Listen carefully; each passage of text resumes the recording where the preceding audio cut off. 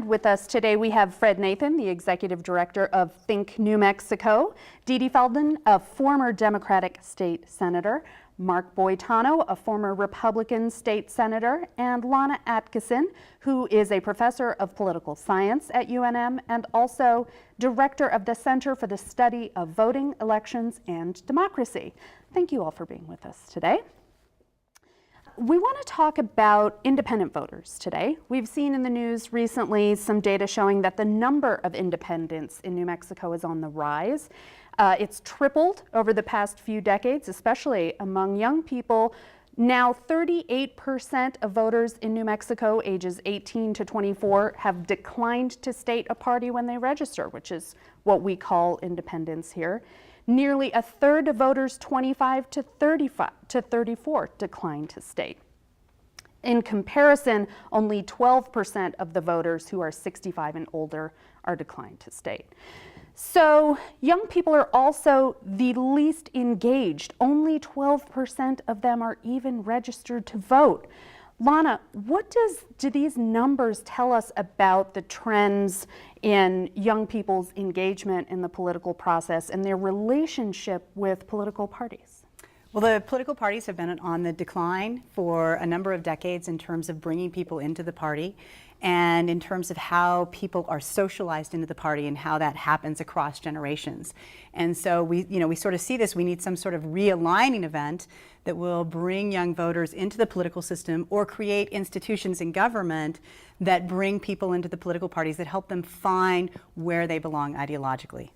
Do you think they would say, yeah, I need to get into this party thing? Or is their attitude more like, nah, I don't want to have anything to do with this party thing because those guys are jerks? Well, I don't think that they're necessarily alienated from the party, so I don't think it's the latter perspective. I think it's more that they don't know, they don't have a sense of how they fit within the political system. You know, one of the most common questions I got going door to door is, well, what is the difference between Republicans and Democrats? And then, you would have to try to explain it.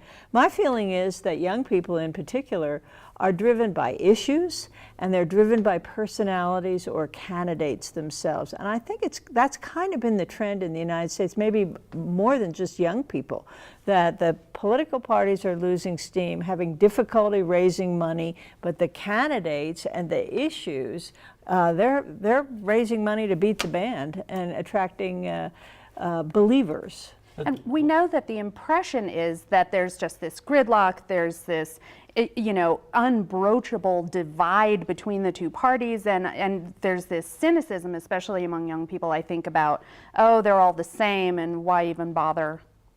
Do you see that, Fred? I see that definitely in Washington, and when you think about young people, this is all they've known. This is all they've seen. And so I think it makes perfect sense now that a plurality, not just in New Mexico, but nationally, of young people are declining to state or registering independent. So the issue is there are about 250,000 independent voters in New Mexico. One of them has filed a lawsuit saying it's not fair to have everyone pay for these primary elections with our tax dollars, and these 250,000 New Mexicans don't get to vote because they haven't registered. If you don't pick a party and you are declined to state, then you don't get to go to the polls on primary day. Mark, the taxpayers foot the bill here, so why shouldn't all of them have the ability to vote? Well, they do if they register with one of the major parties. And I think we need to give credit to the party system in America. We have something that's working. I mean, you look in Europe and they've had transitional governments for thousands of years. We have the longest, most stable government in history, and actually our parties are among the most stable parties. So I think there's value in the party system. I get the disenfranchisement, and I think the short-term solution is to really look at our election code and make some changes so that we can create more flexibility within the party system. But the purpose, the founders didn't like factions and parties, but we live in a highly factionized society. And but isn't this what these independents don't like? Well, yeah, but one of the purposes of the parties is to assimilate the factions, as opposed to a multi-party system in Europe where you have these crazy coalitions that come together. So I think there's value in the parties. I think we need to create a better mousetrap for the independents that feel disenfranchised. Well, on a practical level, I live in a district, Senator Feldman's district. Well, mostly. I think I might have got dumped out in the last redistricting, but it's heavily Democratic. And if I were a Republican in that district voting for senator or representative in the legislature, I would, if I didn't vote in the Democratic primary, would have basically no vote. So what do you say to those Republicans in my district who are like, who are the Democrats going to pick for, this year? And Gwyneth, that's not just a local problem. I looked at this last election. There were 341 elections. 199 of them were decided in June because the winner doesn't face any general election opposition. So, that's one of the arguments that people make, and they say, well, independents get to vote in November, so they haven't really been disenfranchised. In fact, about 60% of these elections now are decided in the primary, and I think that underscores why that lawsuit, I think, is so important. The other thing about the lawsuit is that the New Mexico Constitution guarantees that elections are open and free. And it's hard, I think, to argue that a closed primary is open. So I think, what's interesting to me is that I think they're going to prevail on that lawsuit. And it will be interesting to see whether the parties decide to maybe intervene and settle for what's known as a semi-open primary, where the independents get to choose and vote, rather than one outcome of this lawsuit is a pure open election where Democrats could vote in Republican primaries and vice versa, like what happened in the runoff in Mississippi. Fred, and we should mention that Think New Mexico doesn't have a position on this issue, so you're out on your own. Thank you for clarifying that. I appreciate it. Last year, you told us that New Mexicans shouldn't have to pledge allegiance to a party in order to get the right to vote in these primaries. Dee Dee, how do you feel about that pledge of allegiance? Is that something that you feel they should do, to say, yeah, I am a Democrat, I'm in here, I'm one of us, and that's, how I get the right to play in our game? Well, I don't think people like pledging allegiance to political parties. Political parties have been losing the confidence of the American public, which is why people are declining to state that they. So, I think that if they were, if to strengthen the political parties themselves, if they could try to attract independent voters from either the Republican side or the Democratic side, it might actually strengthen those parties as well as giving those independents a voice in something that they didn't have a voice in before. I'm not in favor of a pure open primary because I think there's too much possibility for mischief with Democrats crossing over and voting for the weaker Republican candidate and vice versa. But in the end, isn't that an effort to move toward a candidate you like better? I mean, let's look at Thad Cochran and that race in Mississippi. He's a pretty mild-mannered Republican, not not a Tea Party guy. His challenger was a Tea Party guy, and they thought he wasn't conservative enough, he wasn't aggressive enough, and so they ran this guy in the primary against him, and in the runoff, Democrats made the difference in voting for Cochran. Now, it's in those Democrats' interests to have the more moderate candidate, isn't it? Why is that mischief? Well, in that case, I don't think it was mischief. I think they were really acting out of self-interest in that case.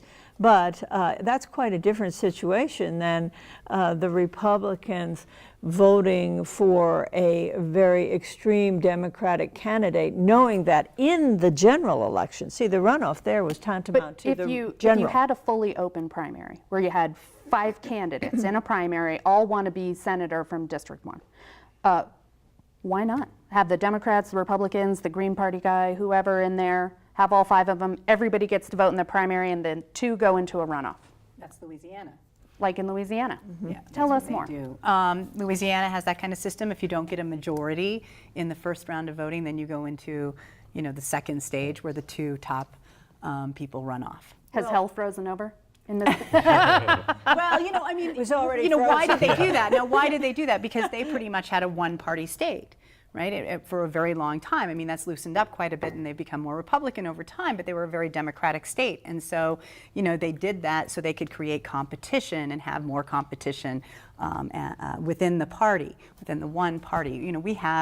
We do have two parties here, and I do think there's a real benefit potentially in terms of the polarization of our legislators, both at the federal and state level, that there might be a benefit to having an open primary which pulled candidates towards the center as opposed to pulling them towards the extreme. The problem with the open primary, where you have declined to states independents being able to vote Republican or Democrat, is you've got party membership. So you've got people that register Republican, Democrat, they lend money. It's a group, it's a club, it's a party.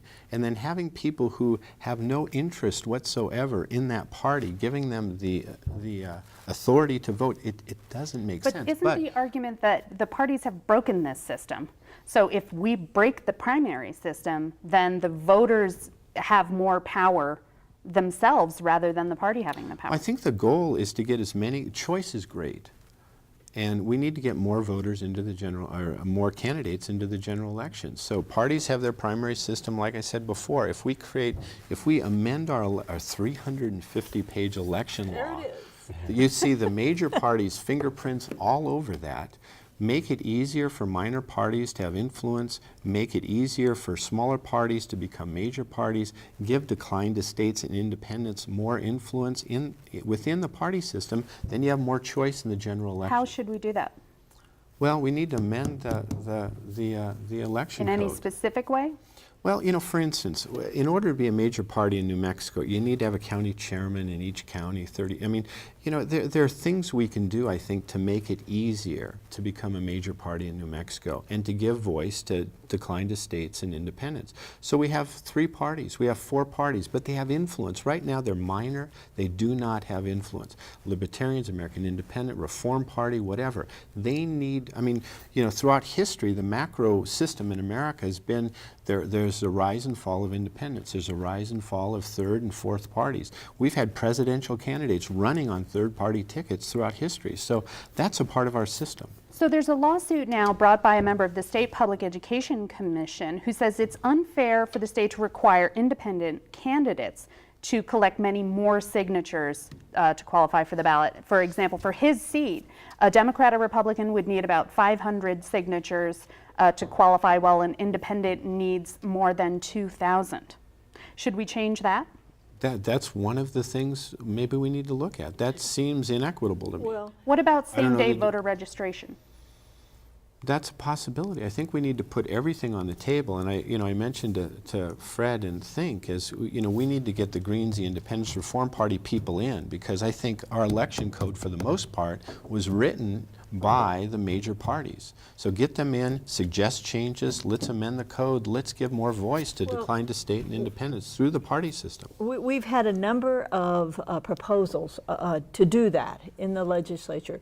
One of them is to allow candidates to run on both a Green ticket and a Democratic ticket, or on a Libertarian ticket and a Republican ticket, which would be a way of strengthening the minor parties without a spoiler effect in the general election. Another thing that was brought up was the instant primary runoff, which also, I think, would allow people to feel that their vote counted without spoiling the chances of the major party candidate from winning. Let's explain that. Lana, will you tackle instant runoff voting, how that works? Do you mean multiple, where you're shooting a multiple ballot? You could Yes, choose, you could choose 2 or 3 Yeah, candidates. so in this kind of election, San Francisco has this. Theoretically, Santa Fe City election should have this as well, where you select multiple candidates and you rank them, order them, and so if your candidate loses, then your second vote is counted. It's a little complicated. It's very. But it's cheaper. It's a lot cheaper than having, a runoff election. It was always tossed out, though, by the legislature as being unworkable, and it's very difficult, I think, to get any of these reforms through the Voters and Election Committee in the House, through the Senate Rules Committee in the Senate. So what would happen if this lawsuit is successful? What's the most likely scenario? What do you see, Fred? Well, there's two likely scenarios. One is a pure open primary where Democrats can vote in Republican primaries and vice versa. Or what I prefer, and I think everybody here probably prefers, is a semi-open where independents are just given the ability to vote in either the Democratic primary or the Republican primary. And, you know, I think Dee Dee makes a good point. It's really in the party's interest to invite these independents in because now they're 22% of the electorate, and in the general election, they're usually the balance of power. So in some states, what you see is one party allows an open primary, for example, in Utah, but the other party, the Republican Party, has a closed primary. And I think if you talk to Democrats in Utah, they'll say that it's been very advantageous to them. And so I think sooner or later the parties are going to figure this out, and there'll be a race, I think, to do it first, and because it's becoming such a large block. But what we're not mentioning is the biggest advantage to all of us as citizens from an open primary or semi-open primary, which is that it'll increase participation in the primaries. Obviously, that's always a good thing to get our citizens involved, not only in the elections, but in governing. And if you look at this last election, only 20% of registered voters voted in this primary. As recently as 1992, it was 52%, a majority. And then the other sort of interesting statistic is 201,000 people voted in this election in June. That's less than the number of people that were legally prohibited from voting, the 250,000 that you mentioned earlier, and if you add the third parties. You could double it. Yeah. And so we really need to do this for our democracy, and I think Lana also makes a good point about our elections affect how we govern. And because our elections are so partisan, maybe we shouldn't be so surprised that our government at both the federal and state level is so paralyzed. I totally agree. Yeah. And the thing is, though, you have to clarify what are the goals of the current office holders, and is the goal to encourage participation in the system, to have as many voters vote as possible? For the good government types, that's the goal. Yeah. For the political class, though, often restricting the vote to the people that will elect the right candidate is the goal. And those are two contradictory goals, and we haven't ironed out which one we really want here. But on a practical level, what we're seeing is, and we look at Thad Cochran as the most recent example of this, is that the primary system is now, there's this natural selection happening, this process where you have to be more and more conservative or more liberal or more ideological in this certain way in order to keep your seat. So the moderates are being pushed out of the middle, which alienates the voters, which means they don't go to the polls. So only the most extreme voters go and vote in the primaries. And so it's this self-fulfilling prophecy. What, Senator, in your time in the Senate, you were in the minority, and how do you think, if this is changed and independents are allowed to vote, do you think it could help Republicans gain more seats in the legislature, for example? Well, again, I don't know if the problem is the system or the problem is the candidates. I think sometimes we blame the system, and it's a candidate. Gary Johnson's a good example. So there were 5 people running for governor. Gary Johnson, nobody knew who he was. He didn't have major support from the party or whatever. He was a great candidate. He had a strong philosophical platform. He was very persuasive. He had some money, and he did well. So when I ran for the Senate, there were 3 people in the primary. The party had a person. There was somebody who was supported by the sitting congressman and the party chairman. And then, I was kind of like, who is this guy? But we were able to win, and then in the general election, I defeated an incumbent Democrat. So point is that I think sometimes if you have good candidates, they have good philosophical roots, they work hard, they write a plan. They have good hair. They can raise some money. Yeah, right. They can win. So the system has its flaws. But I don't think it's always necessarily true that the party controls the outcome, whether we're talking about Democrats or Republicans. There are ample examples where that's not the case. We only have a couple minutes left. Lana, from your research, what do you predict would happen if this system were changed and independents were allowed to vote? What do you see in your crystal ball of numbers and data? Well, I think that there's evidence in the voting literature that having open primaries increases turnout in general, especially for state elections. Presidential elections are a bit more complicated. If you start moving dates around, separating contests, that reduces turnout. So I think the first thing is you would enable a lot more people to participate, which if participation is a value, then that's a really positive thing. I do think there's this opportunity then for the party to then, look, these people are potential partisans. These are potential long-term voters that I can maybe activate again, that I can bring into the party and carry over that enthusiasm and energy into the general election. And that could really benefit the party as well. I want to thank you all for being with us here today. If you want to see more on this topic, including statements from the state Democratic and state Republican parties, go to our website at newmexicoinfocus.org.